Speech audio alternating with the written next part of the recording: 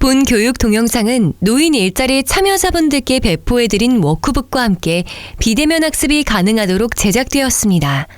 이를 통한 교육 시간도 활동 시간으로 인정되오니 참여자분들은 성실히 학습해 주시기 바랍니다. 영상 시청 시 데이터 요금제에 따라 통화료가 부과될 수 있습니다. 와이파이가 되는 환경인지 꼭 확인하시고 영상 시청 부탁드립니다.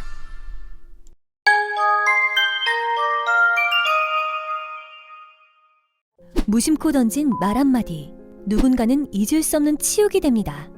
시대는 변했고 이제 가해자가 부끄러운 시대가 왔습니다. 모두 달라지실 시간입니다.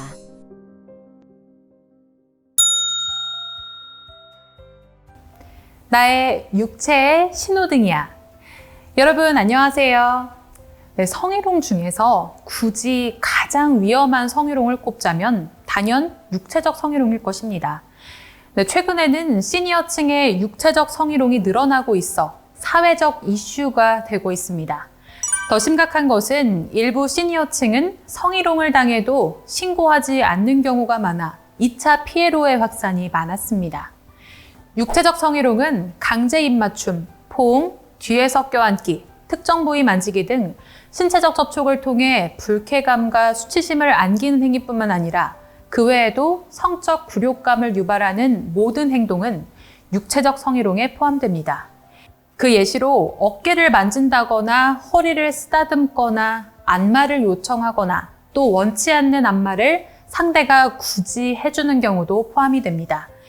여기서 더 나아가 상대방의 동의 없이 폭행 또는 협박을 이용한 추행 행위도 성추행이 되는데 형법상 강제추행으로 간주되고 상대방의 동의 없이 폭행 또는 협박을 이용한 간음 행위 역시 형법상 성폭행으로 간주됩니다.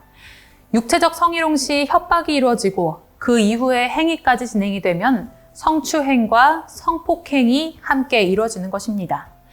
육체적 성희롱이 성추행 및 성폭행으로 번지지 않기 위해서는 상대방과 나의 의사가 양자 간 모두 정말 같은지 명확히 확인을 해야 하며 거부의 의사가 있을 시에는 싫음을 명백하게 표현해야 할 필요가 있습니다.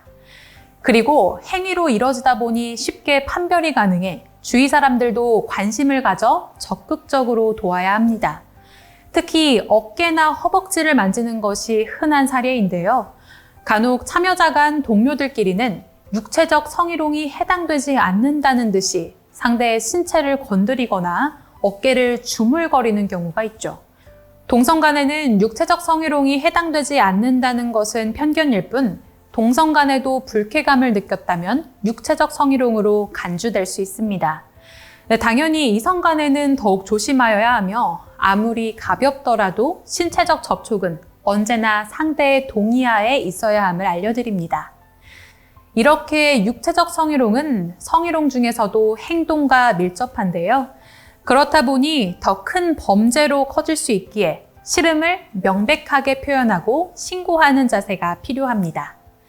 성희롱을 피하기 위해서 직접적인 주무름이나 만짐을 피해 애매하게 툭툭 건드리거나 짓누르는 등의 행동을 하는 가해자들도 있는데요. 육체적 성희롱은 일정 행동을 규정으로 둔 것이 아니라 피해자의 불쾌감이 따르는 신체적 접촉 모든 것을 포함하기에 이 또한 육체적 성희롱으로 간주됩니다. 이번 사례를 보고 다시 한번 이야기해 보도록 하겠습니다. 복지관에 젊은 여성 담당자가 새로 들어왔다고 하는데요. 한 남성 참여자가 그 여성 담당자에게 접근했습니다. 그러곤 계속 궁금한 게 있다면서 이건 어떻게 해요? 이해가 안 돼요 하며 다가가 담당자의 엉덩이를 터치하고 손을 계속 담당자의 가슴 쪽으로 올리는 것입니다. 담당자가 당황해하며 하지 마세요 라고 말하니 참여자는 웃으면서 아유 손이 왜 거기가 있대 실수야 실수 라고 말했다고 합니다. 의도가 없었다고 말하니 담당자는 더 이상 대응하지 못하고 수치심과 그 모욕을 참아야 했다고 합니다. 마침 그 모습을 복지관에서 오래 근무하신 센터장님이 보게 되었는데요. 센터장님은 바로 다가가 참여자에게 명료하게 말씀하셨습니다. 아버님, 이거 성희롱이에요. 아시겠어요? 저희 담당자가 많이 당황했잖아요. 아버님의 의도와는 상관없이 상대방이 불쾌했고 힘들어했으면 모두 성희롱이 될 수 있어요. 담당자가 내색은 못해도 불쾌하고 힘들었을 거예요. 아버님께 싫다는 거 말 안 한 거 아니잖아요. 하지 말라고 했으면 하지 마셔야죠. 분명히 경고드립니다. 이런 성희롱은 하시면 안 돼요. 우리가 기억해야 할 것은 행위자의 의도는 성희롱 성립 여부와 무관합니다. 의도가 있었음에도 실수라고 잡아떼든 정말 실수였든 이미 상대방이 불쾌감을 가진 상태라면 성희롱이 성립됩니다. 이런 성희롱 성립 여부에 대해 잘 몰라서 이런 행위를 당해도 참고 계셨다면 이제는 더 이상 참지 말고 바로 말씀하고 신고하셔야 합니다.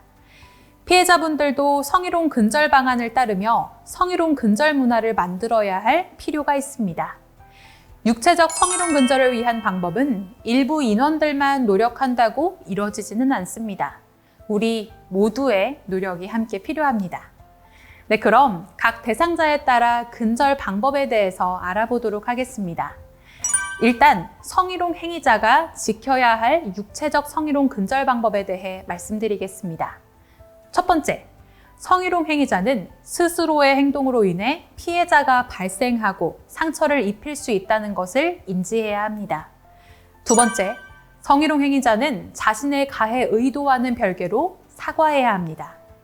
자신의 사소한 행동이 상대방에게 어떤 상처를 주었을지 모르는 일이며 사과하지 않고 무시하다가는 더욱 큰 사건으로 번질 수 있습니다.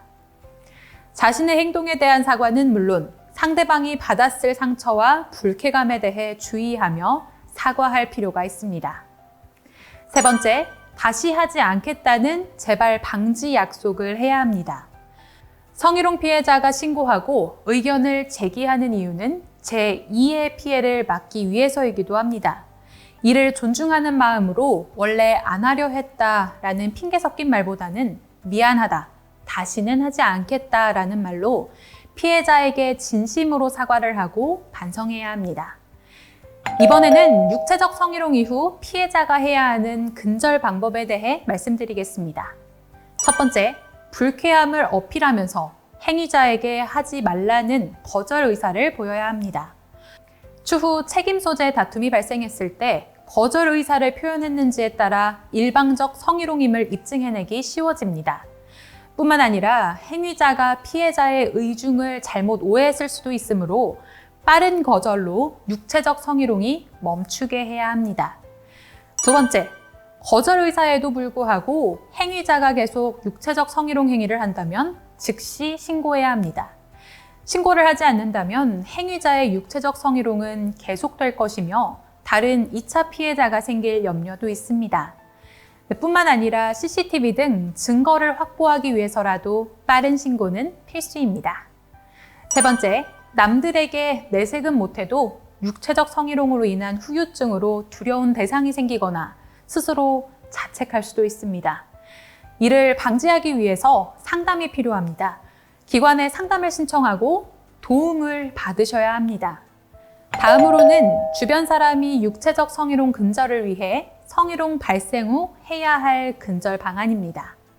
첫 번째, 주위에서 성희롱을 당하는 모습을 보게 된다면 즉시 신고해 주셔야 합니다. 실제로 조장과 조원 사이에서 혹은 지위와 위기가 있는 관계에서 성희롱이 발생했을 경우 지위에 눌려 신고하고 싶어도 후환이 두려워 직접 못할 수도 있습니다. 이런 경우 주위에서 신고해 줌으로써 그 관계에서 빠져나올 수 있도록 기관 및 담당자에게 신고해 주셔야 합니다. 두 번째, 만약 누군가의 성희롱 사실에 대해 알게 되었다면 위로해 주셔야 합니다. 시니어층에서 성희롱을 당했을 경우 남에게, 특히 가족에게 털어놓지 못할 경우가 큽니다. 그렇기 때문에 주변 사람들의 태도가 중요하고 그 위로에 보다 큰 힘을 얻을 것입니다. 세 번째, 성희롱 발생 후 가해자와 피해자, 특히 피해자에 관한 말을 아끼는 것입니다. 성희롱 발생 후 주변 사람들의 말로 인해 피해자는 2차, 3차 피해를 받을 수 있습니다. 특히 피해자에게 잘못이 있는 듯한 쟤는 원래 그랬어.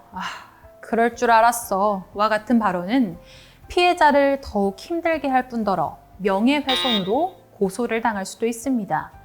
한번 잘못 퍼진 소문은 주워 담을 수 없으니 더욱 신중하게 언행해야 합니다.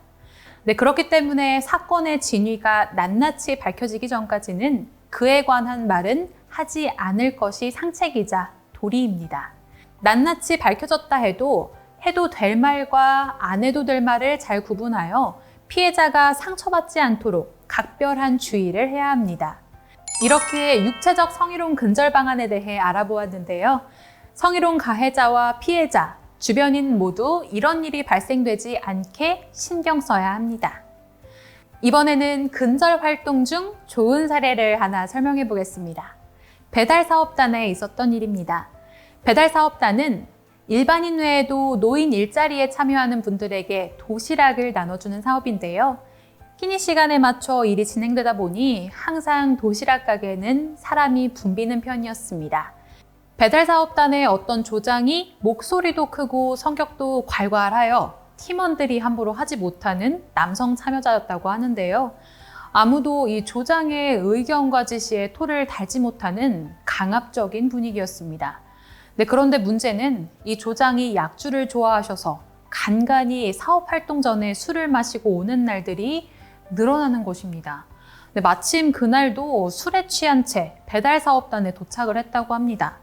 조장은 여기저기 돌아다니며 주사를 부리고 다녔는데 팀원들은 늘상 있었던 일인지라 자연스럽게 그 모습을 내버려 두고 있고 손님들은 그 모습에 놀라 눈이 휘둥그레져서 보고 있었다고 합니다. 아무도 말리지를 않으니 조장은 더 심한 행동을 하기 시작했습니다. 활동일지를 쓰던 여성 참여자의 엉덩이를 장난스레 몇 대 때린 것이죠. 여성 참여자는 놀람과 동시에 많은 사람들 앞에서 수치심을 느끼며 아무 말도 못했고 어찌저찌 그 하루가 지났다고 합니다. 그러나 그 다음날 배달사업단의 기관 담당자가 나왔습니다.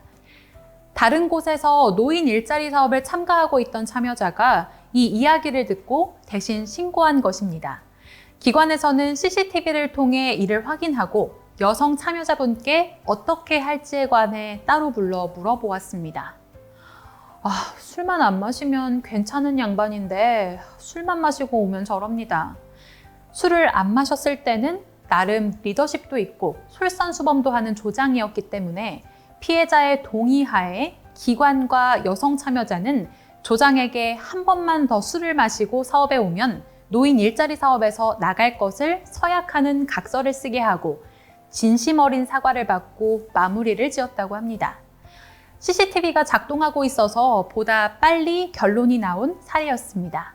하지만 CCTV가 없을 경우 성희롱에 관한 증거가 부족할 수 있으니 업무의 사적인 1대1 만남은 가급적 피하고 그래야 할 필요가 있을 때는 공공장소나 대로 주변이 적합할 것입니다. 앞 사례는 주위 사람의 도움으로 성희롱에서 빠져나온 사례였는데요.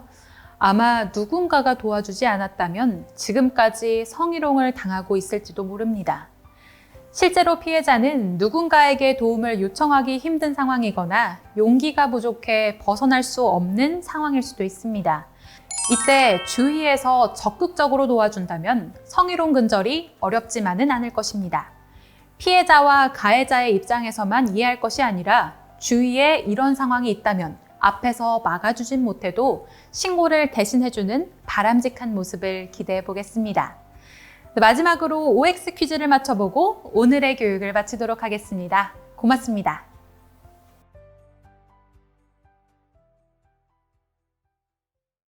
노인 일자리 성희롱 OX 퀴즈. 정답을 맞춰봅시다. 첫 번째 문제입니다. 성희롱 근절을 위해서 주위 사람들의 도움은 필요하지 않다. 정답은 무엇일까요?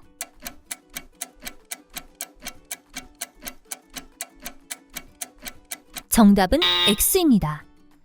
피해자가 성희롱 환경을 홀로 해결하기는 쉽지 않습니다. 주위의 도움이 피해자가 성희롱 환경을 탈출하는 데 용기를 줄 수 있기 때문에 신중하게 도와줘야 큰 피해가 생기지 않을 것입니다. 두 번째 문제입니다.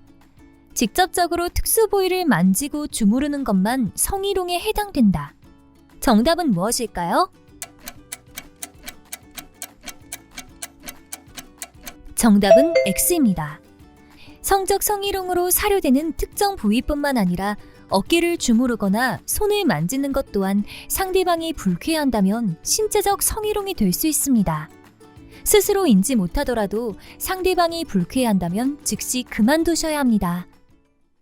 남녀 모두가 평등해지는 삶, 남녀 모두가 행복해지는 삶. 상대방의 기분을 헤아리며 말하고 행동하는 습관. 성희롱 근절의 첫 시작이 됩니다.